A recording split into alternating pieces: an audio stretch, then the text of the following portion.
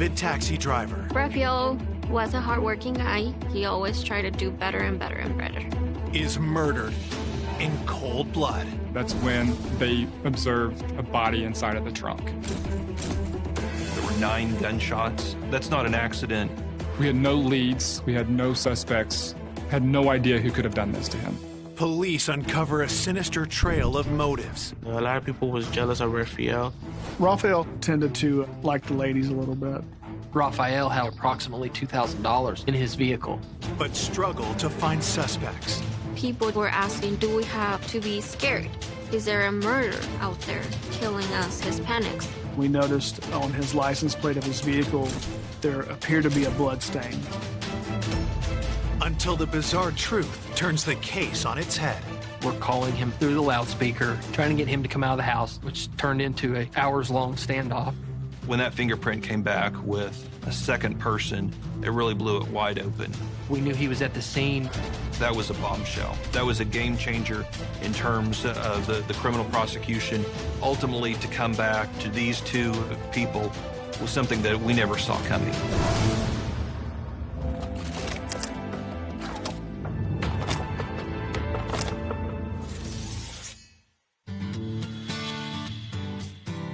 Rogers County, Oklahoma, a quiet rural district north of Tulsa's city limits. Rogers County is just a great, tight-knit community. It's an agricultural community, a very wholesome, family-oriented community. That all changes in the early hours of May 1st, 2015, when a truck driver sees something unusual beneath a bridge. Our dispatch center received a call of a vehicle partially submerged in the Caney River off Highway 169. Police and firefighters arrive at the scene in minutes and cordon off the area. Emergency crews check to see if anyone is trapped inside. The news media was there, and it was being broadcasted over live TV. As the car is towed onto the riverbank, its trunk pops open. That's when they initially observed a body inside of the trunk. At that point, we knew we had a serious crime at hand. Rogers County Sheriff's detectives arrive and begin their investigation. When I arrived on scene, I observed a Hispanic male inside of the trunk. These pockets look like they've been rummaged through. Only when detectives move the victim's shirt do they realize the violent nature of the attack. He appeared to have several gunshot wounds to his chest area. There were 9 gunshots. That's not an accident. 9 gunshots is intentional. Somebody wanted to make sure that he did not survive his injuries. The first question facing detectives is who is the man in the trunk? We did not locate any type of identification or any wallet or anything that a normal person would have in his pockets. So it made it very hard for us to identify who he was. We were taking photographs of his tattoos and unique markings on his body. Inside of the vehicle, we found some cell phones. As the car was submerged, we got lucky that one of the cell phones was placed on the dash and it was fully intact, still operational. The detectives and forensics team comb the riverbank for further clues. We noticed a large amount of blood, and we suspected that was the area that the victim was initially shot. Well, near that pool of blood, we also found some shell casings consistent with the size of bullet wounds inside the deceased body. A few feet away, detectives notice more clues. There was several beer cans and a cigarette butt and a piece of tissue. I was told that a family member had showed up and seen his brother's car on the news, and he said, yes, that's my brother's car. The young man's brother is Rafael Hernandez Torres, a taxi owner serving customers in Tulsa's Hispanic community. I showed him a photograph of a tattoo that I had taken from the victim's body. That Oscar immediately identified the tattoo belonging to his brother and then began sobbing and crying because at that point we told him that his brother had been murdered. it broke my heart. When I seen the pictures, it felt like the whole world just kind of ended. Oscar called me. When I found out Raphael got shot, I didn't even know how to react. I was just shocked. I was like, how?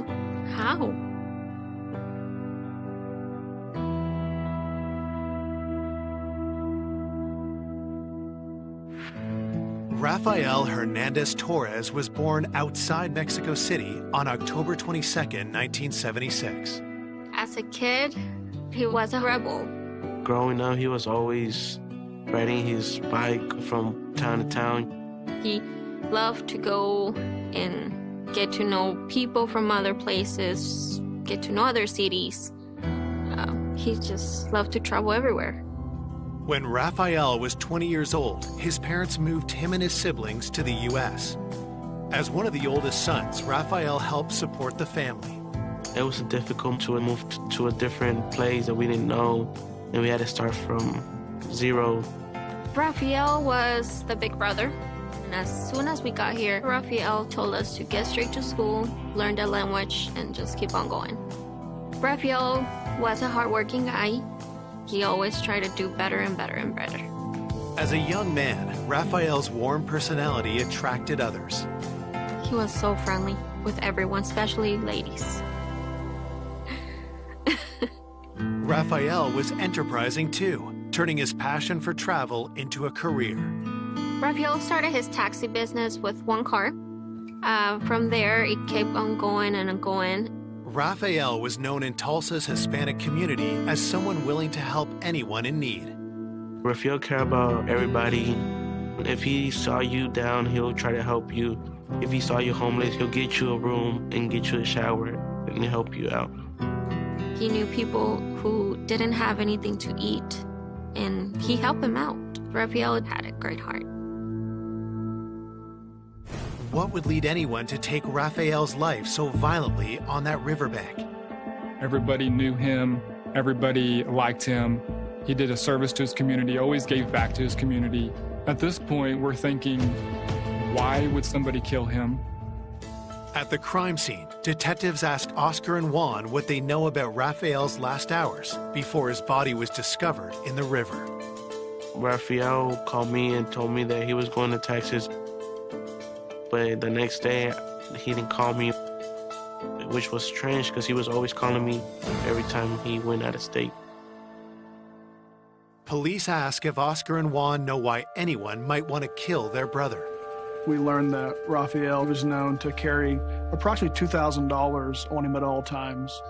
Whoever did this took his ID, took his wallet, took any money he may have had. So that led to the possible motive that Rafael had been killed for the money. Oscar gives the detectives one more useful piece of information. Oscar told us that some of Rafael's vehicles had been vandalized where Rafael ran his business. A lot of people was jealous of Rafael because he was really successful in the business that he was doing. Had the beloved taxi driver made a lethal enemy in his community? We had no leads. We had no suspects. Had no idea who could have done this to him. This wasn't just a disagreement or something. It was a very violent act. I had a lot of questions about Rafael. Why? Who? Why would they kill him? What did he do? This is not a random killing. This is someone who targeted Rafael and wanted him to die. Coming up, detectives uncover a tangled web of romantic interests. Not only does he call her frequently and go by and see her, but I know he bought her flowers. She had an unusual relationship with her ex-husband. They both still slept in the same bed. So a scorned husband, that could fit right in with that. Now we're starting to think this could be a motive. And a surprising lead sends the case in a new direction. We were shocked when we found a second individual's fingerprint at the scene.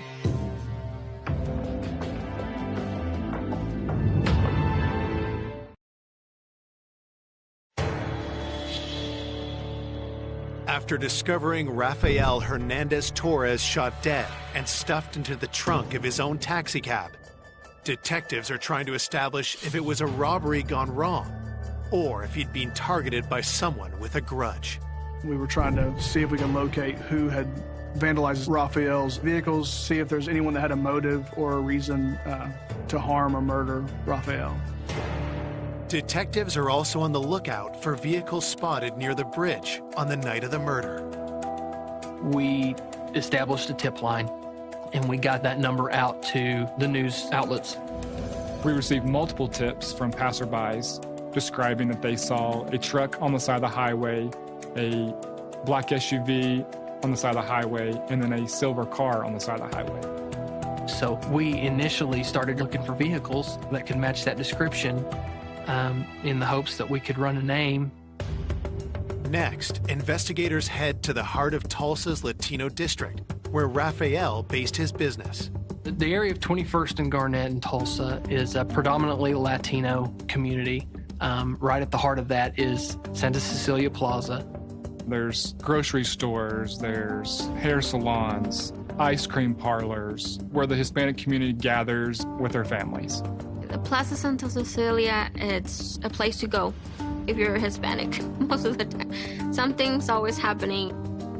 Raphael parked his vehicles outside of the Mercandito and also right next to the ice cream shop. Raphael spent every day walking around talking to these people. Raphael gave rides to people that needed them. He helped translate, and he's just well known in his community as a person always giving back and helping. Very kind and loving person. Raphael always said that's what he loved to do. He loved, helping out people. Detectives canvass Raphael's friends at the plaza. They were shocked that he was murdered and killed. And they were heartbroken. Was there anyone who had a reason to want him dead? It was well known in that community that Raphael had money, that he carried money with him. We spoke with Roman, who was considered a maintenance man around the area. We spoke with Felipe, who owned a grocery store, as well as Adon, who ran the ice cream cart. Adon came into contact with Raphael multiple times in a week as he pushed that cart up and down those businesses. We actually learned that people seemed to really like Raphael. No one really seemed to have a motive to want to harm him.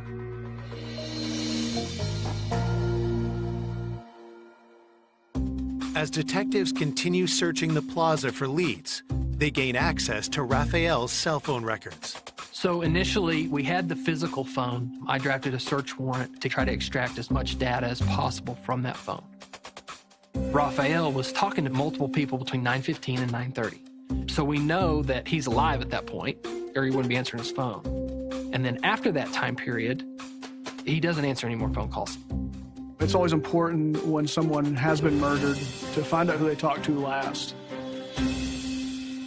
One of the numbers that we had identified on Raphael's phone belonged to a female named Letty. Letty worked at a laundromat near where Raphael kept his vehicles. We found out through Oscar that Raphael and Letty may have had some type of relationship. Raphael would frequent Letty's place of business at the laundromat and would go by to see her. Not only does he call her frequently and go by and see her, but I know he bought her flowers. He took little gifts up to her. He took her to Dallas one time for one of his fairs. They drove to Dallas and then drove right back. There's one more thing about Letty that gets the officers' attention. We also discovered that Letty was married. As officers dig into this new lead, Raphael's autopsy results come in. Raphael was shot 3 times in the front and 6 times in the back. There's a mindset behind somebody shooting somebody that many times. It tells you that this is a crime of passion. It's not just something that just happened. So a scorned husband, that could fit right in with that. Now we're starting to think this could be a motive. Had Letty's husband killed Raphael in a jealous rage? Detectives decide to get some answers from Letty. So we went to interview Letty, and Letty was not very forthcoming. We had talked to her about her relationship with Raphael. What is that? What is that relationship? She told us that they were just friends. Letty did deny being in a relationship with Raphael. We learned after speaking with Letty that she had not been truthful to us. She did not provide a correct date of birth, did not provide her correct address. At the station, detectives searched Letty's name in the police database. We later learned Letty's true address and her true date of birth. In doing so, we discovered that Letty had an outstanding warrant. So obviously, we're on high alert with her because she's trying to deceive us. Knowing that we've been lied to, we want to observe Letty's comings and goings, so we'd start conducting surveillance on Letty's home. As detectives stake out Letty's home, their attention is drawn to a vehicle. As we arrived, we saw a vehicle pull in that was almost an exact match to one of them mentioned in the tip line. He's driving a black truck with a silver stripe on the back of it. And that was a possible vehicle we were looking for.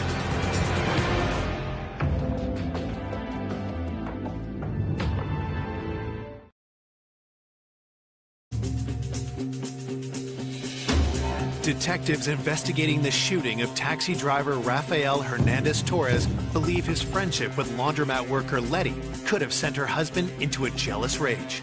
First thing we decided to do when looking into Letty and her husband was we went to see who her husband's talking to. Then a truck pulls up in Letty's driveway that matches a vehicle spotted near the scene of Rafael's murder. So from there, we decided that we're going to make contact with the individual in the truck. Officers confront the truck's owner, who claims to be the friend of Letty's husband, Mario. Rogelio was basically crashing on Mario and Letty's couch, and they were putting him up for several weeks. While speaking with Rogelio, we noticed on his license plate of his vehicle that there appeared to be a blood stain. And there's a bloody fingerprint on the tag of the truck. Looking under the truck, and there's a piece of tissue that is kind of consistent with tissue that we found at the scene. Is this the evidence detectives have been searching for? They search the house and see what else they can find. During the search of that home, we did find a firearm inside the home. We submitted that to the state crime lab. We had a victim that had been killed, put into the trunk of his vehicle, and then that vehicle was subsequently pushed into the river. It was a very narrow window of time that all this happened in. So in most of the investigators' mind, it's a very good possibility that there's two people involved in this. We got what we believe could be the possible vehicle. We have evidence that Letty's husband and this friend of his could be our suspects. And we're thinking this is the big crack to the case that we've been looking for. Police bring Mario and Rogelio in for questioning. They ask Mario about Rafael. Had the taxi driver's advances on Letty made him a target?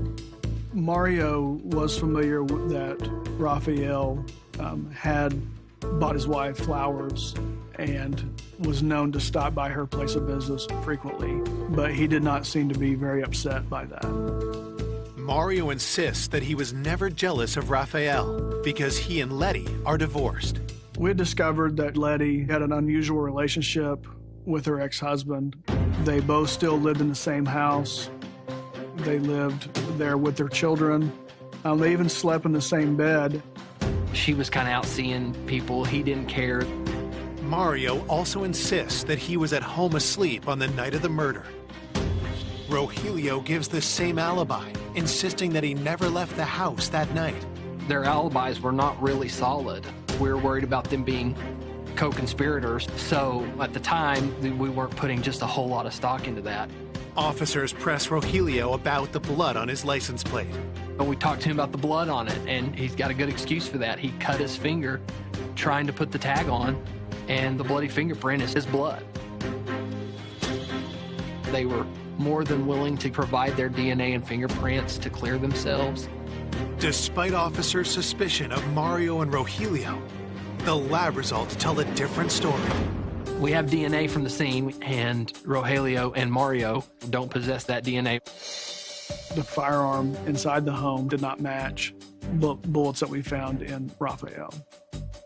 And based on their phone numbers, they weren't at the scene.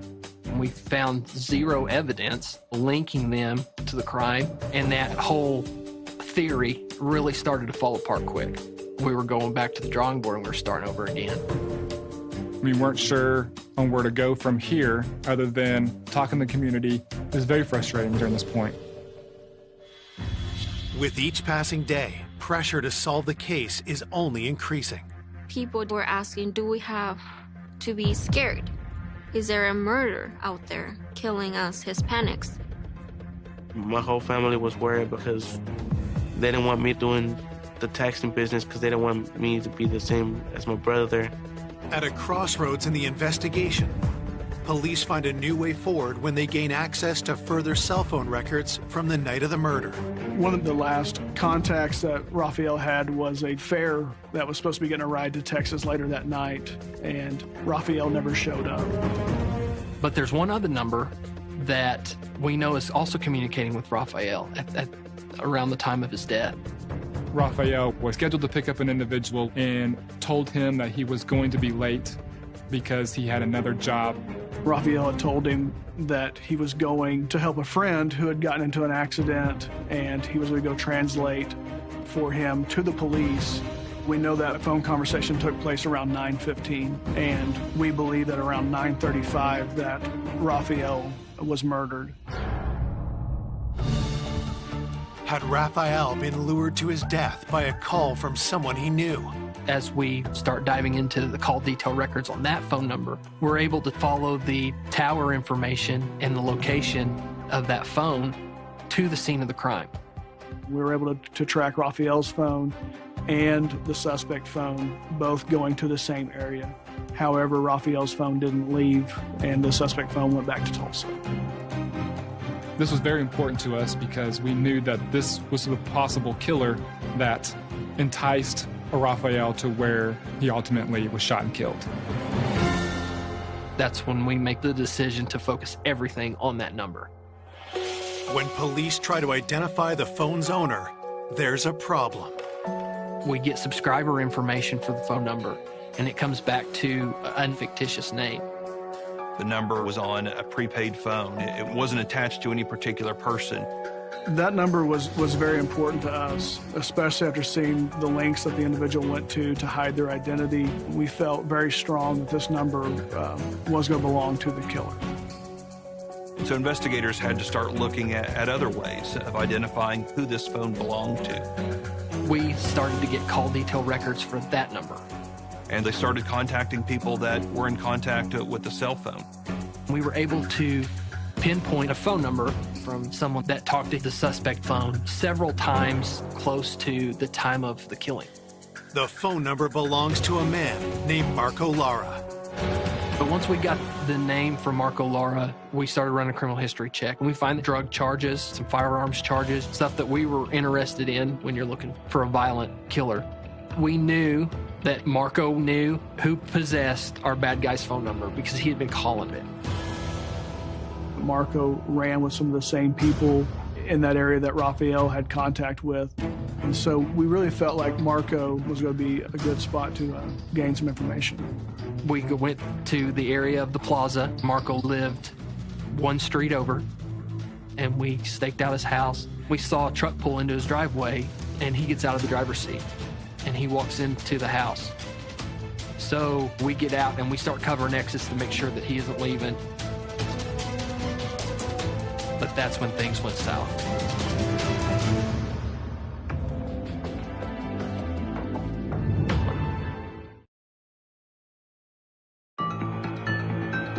Two weeks after cab driver Rafael Hernandez Torres is found shot dead in the trunk of his car, police are about to confront Marco Lara, a man they believe may know the identity of the killer.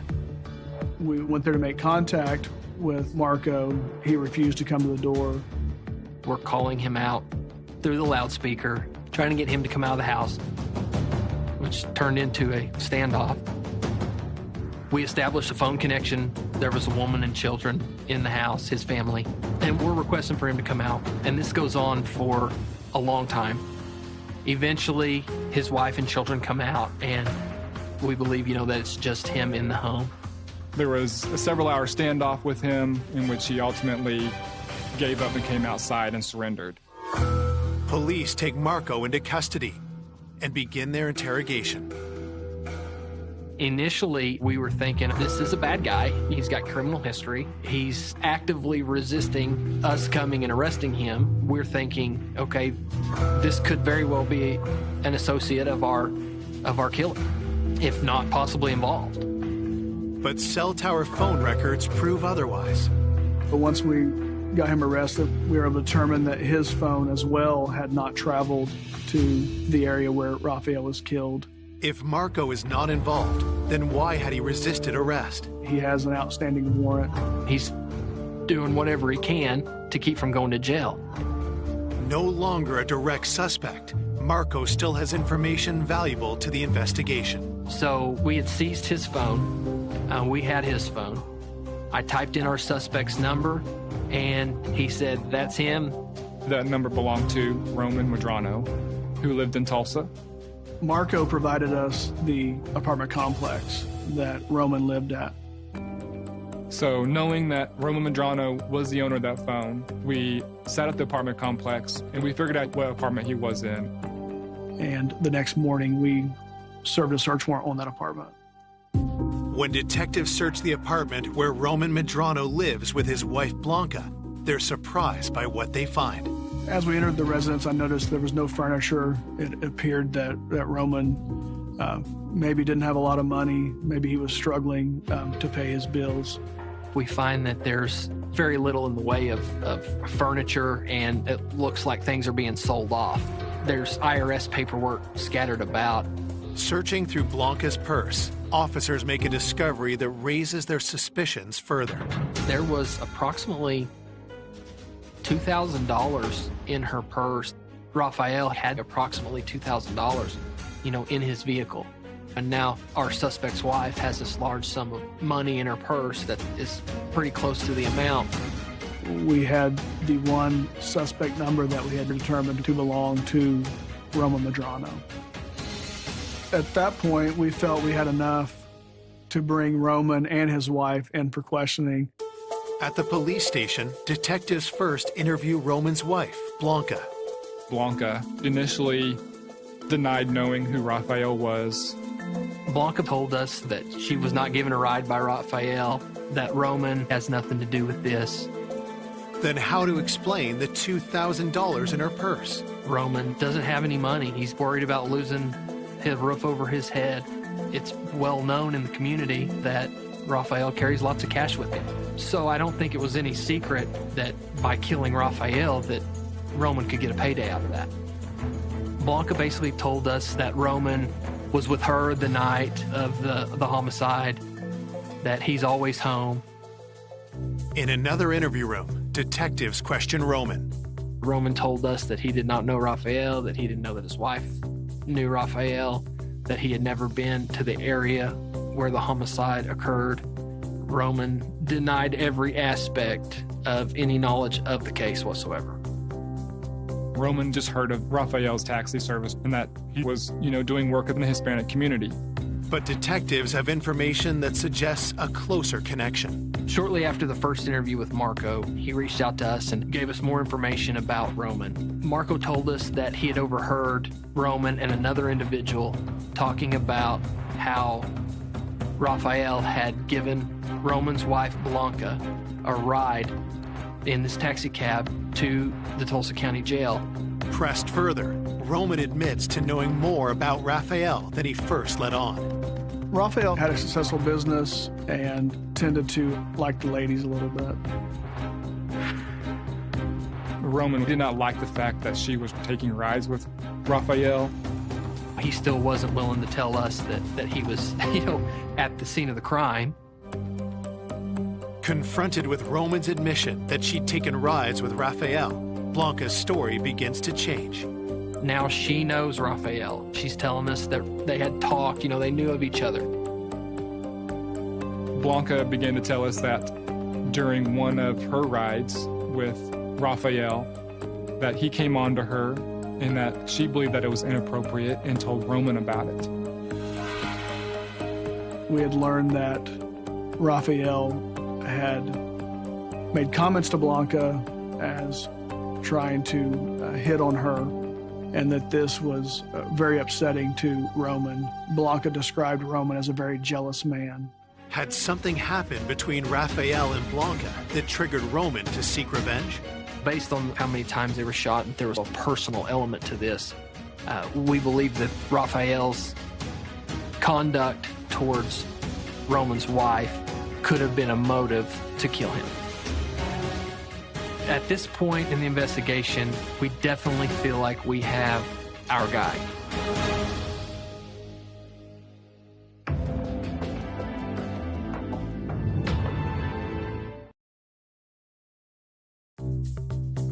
"17 days after Rafael Hernandez Torres' murder, police are investigating husband and wife Roman and Blanca Medrano. There were two angles that led us to Roman. One was jealousy. We knew that Roman was aware of Rafael giving a ride to Blanca. Roman believed that Rafael disrespected his wife by coming on to her as she described, which would indicate a motive behind Rafael's killing. But we also knew that Roman was struggling financially. And we had every reason to believe that Roman would know that Rafael carried money with him. We definitely feel like we've got probable cause to arrest him. We feel like we have our guy. We don't know if there's another individual at this point, but we know we've got at least one of them. Under questioning, the couple remains adamant in their denials. Roman would never come out and tell us the truth. Roman told us that he had never been to the area where the homicide occurred. Blanca gives us an alibi for Roman and says that he's at the house with her. We knew that wasn't true because it was Roman's cell phone that was at the scene. We got the overlay of suspect location from the cell towers. We knew the possessor of that phone was involved in this killing. Was it possible that someone else had Roman's phone on the night of the murder? We had the evidence from the cell phone that Roman talked to Blanca 20 times the night of the homicide. If you're sitting right next to him, why are you calling him that many times? And she says, I'm not. So things started to change. Now we have actual evidence from, the mouth of his own wife that what he's saying isn't true. So to this point, we have a very compelling circumstantial case. We've got the cell phone records. We have motive. Police take Roman's fingerprints and swab him for DNA. And then we get the information back from their crime lab, and we find DNA from the scene on a beer bottle that belongs to Roman Medrano. The DNA evidence that came back to Roman Medrano really firmed up the case against him. It went from a very circumstantial case to a really good case. Police are ready to charge Roman with murder, but know the case is far from airtight. There was no murder weapon. We didn't have an eyewitness to it. We knew that proving it in court was going to be very difficult to do. Then, as detectives go back carefully over forensic reports from the state crime lab, they find something unexpected. We were shocked when we found a second individual's fingerprint at the scene. When that fingerprint came back with a second person, it really blew it wide open. This fingerprint affirmed our suspicion that there was more than one person involved in the killing. That was a bombshell. That was a game changer in terms of the criminal prosecution, because now we had an eyewitness. That print came back to a guy by the name of Adon Mora. Adon Mora was a member of the community there in the plaza. This fingerprint came back from the Department of Homeland Security when Adon Mora was deported previously. Adon Mora was known as the Ice Cream Man. When I found out that the Ice Cream Man was involved, it was a shock because you don't expect someone to be that person. Why would Raphael's friend, the ice cream vendor, turn against him?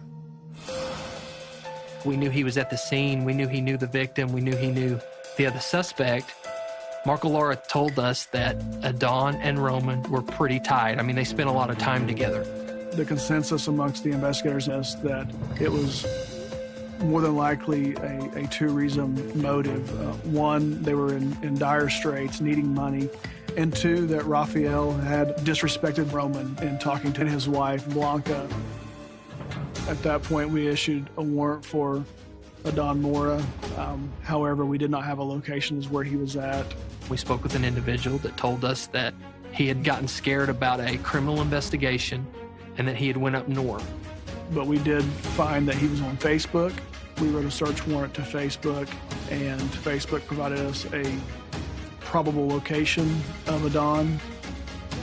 We were able to locate those IP addresses into a suburb of Detroit, Michigan. It gave us about a 3-block area.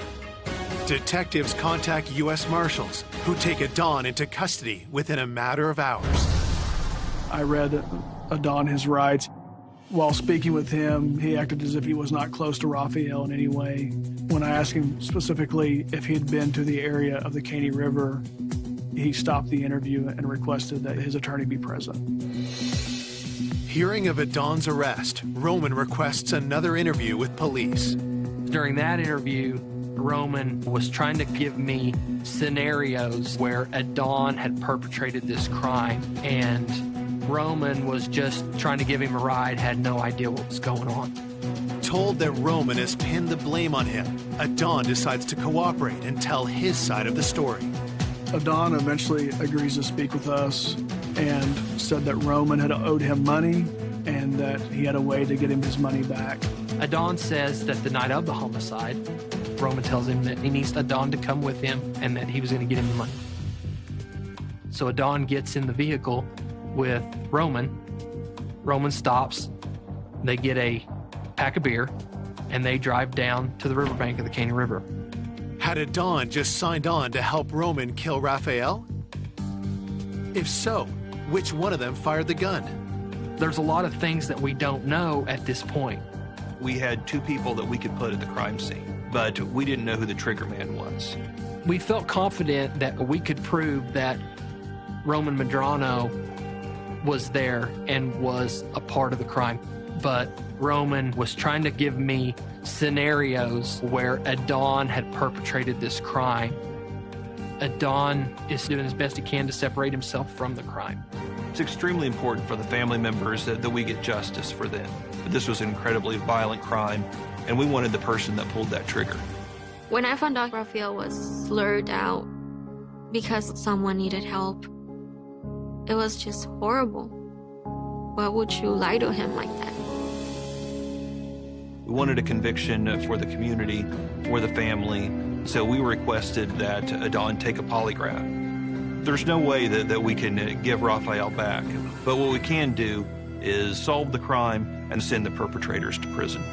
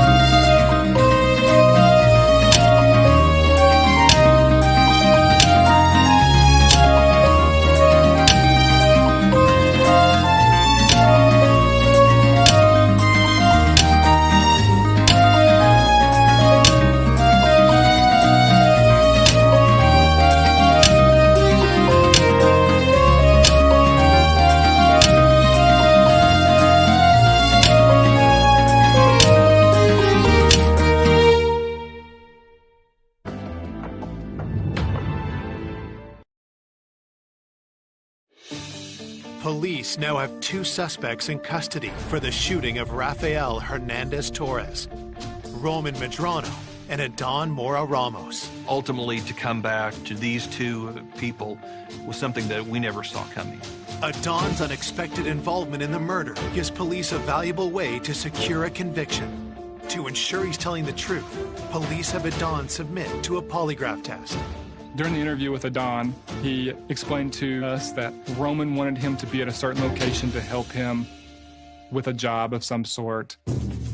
They went out to the area where the homicide had occurred, and they were there drinking some beer and just hanging out.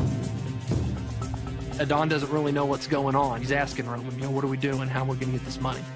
Well, Roman keeps walking off, and he's on the phone. He makes a phone call where Adon can't hear him. After a period of time, Adon sees Rafael's silver car pulling down where they're at.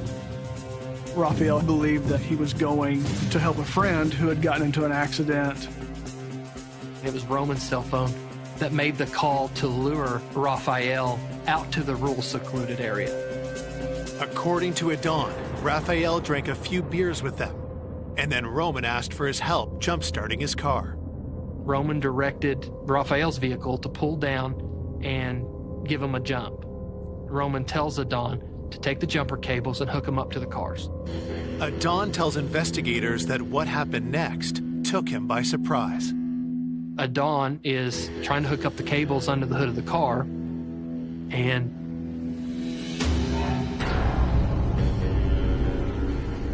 he hears the gunshots. He looks up and says that he sees Roman standing over Rafael, and that Rafael has been shot several times. Adon fingers Roman as the triggerman, as the actual killer. The polygraph test confirms that Adon is telling the truth. That was the last piece of evidence that we needed. The information that he gave was truthful.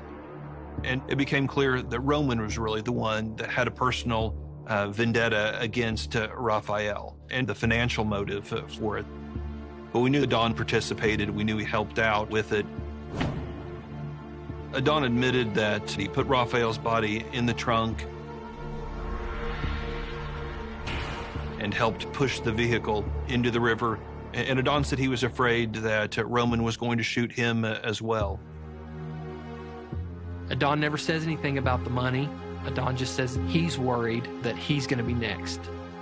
Now, he's a witness to this crime. And so Adon, because of that fear, fled the area shortly after the crime had happened. Ultimately, we charged Adon with accessory and gave him a 15-year sentence. Adon was there. He could have stopped this, and he didn't. He could have cooperated, and he didn't. So he needed to go to prison. Roman entered a plea of no contest to murder in the first degree, and the judge sentenced him to life in prison with the possibility of parole. When this investigation started, it was a true whodunit. We weren't certain on who was involved or why they would want Rafael killed. For such a violent act to be committed over a couple $1,000s and an offhand comment to Roman's wife is unexplainable. It was a cruel and unusual way of getting back at somebody for being jealous and wanting the things that he had. Rafael was a generous man, a benevolent man, and they took advantage of that. They knew that he would be willing to help them, and they used that good nature against him and ultimately lured him out there and murdered him. My whole family feel relieved because we finally got justice from my brother, Rafael, because his dad didn't go in vain. My feeling and thought about these people was always like, why? Why? What problem did they have with Rafael? I don't know. Today, the Hernandez-Torres family does everything they can to keep Rafael's memory alive. Rafael was like a role model for everybody. He was the biggest role model for me because he showed me, even when I'm down, to always get up and fight for what I like. We just love for Raphael to be remembered as a crazy, funny, flirtatious guy who thought of helping other people. It's always something or someone who remembers Raphael and talk about his life, and we just all start crying. And we wish he was still here, but he's still with us.